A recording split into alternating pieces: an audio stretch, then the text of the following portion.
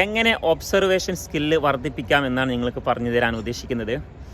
നമ്മൾ ദിവസേന പഠിച്ച കാര്യങ്ങൾ മറ്റുള്ളവരെ പഠിപ്പിക്കുക. അതുവഴി നമുക്ക് ഒരുപാട് കാര്യങ്ങൾ നമുക്ക് റിസർച്ച് ചെയ്യാനും അതുവഴി പഠിക്കുവാനും വേണ്ടി സാധിക്കും. പ്രിയപ്പെട്ടവരെ, ഞാൻ കഴിഞ്ഞ ദിവസം മനസ്സിലാക്കിയിട്ടുള്ളൊരു കാര്യം, ഒരു ഫോട്ടോയിൽ 2 ചിത്രം അടങ്ങിയിട്ടുണ്ട്. ഒരു ചിത്രത്തിൽ ഫിഷ് ഒരുപാട്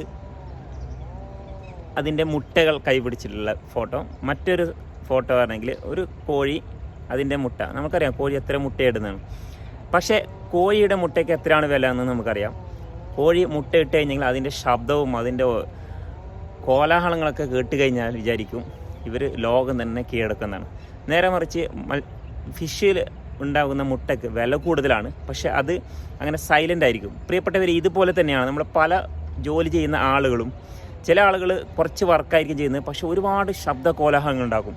ചില ആളുകൾ സൈലൻ്റായിട്ട് വളരെ മനോഹരമായിട്ട് പ്രൊഡക്റ്റീവായിട്ട് വർക്കുകൾ ചെയ്യും. ഇവിടെ നമ്മൾ മനസ്സിലാക്കേണ്ടത്, നമ്മുടെ ഒബ്സർവേഷൻ സ്കില്ല് ഉപയോഗിച്ചിട്ട് നമ്മൾ മനസ്സിലാക്കണം, ഇതിനകത്ത് ഫിഷ് ടൈപ്പ് വർക്കേഴ്സാണോ അല്ലെങ്കിൽ ചിക്കൻ ടൈപ്പ് വർക്കേഴ്സാണോ നമ്മൾ കൂടെയുള്ളതെന്ന് നോക്കണം. കോഴി ശബ്ദ കോലാഹലങ്ങൾ കൂട്ടുന്നത് പോലെയുള്ള വർക്കിംഗ് ചെയ്യുന്ന ആളാണോ, അല്ലെങ്കിൽ ഏറ്റവും സൈലൻ്റായിട്ട് വളരെ മനോഹരമായിട്ട് പ്രൊഡക്റ്റീവായിട്ട് നമുക്ക് ഒരുപാട് റിസൾട്ട് ഉണ്ടാക്കി തരുന്ന ആളുകളാണോ എന്ന് നമ്മളൊന്ന് നോക്കുക. എല്ലാവർക്കും നന്മ നേരുന്നു. Thank you so much.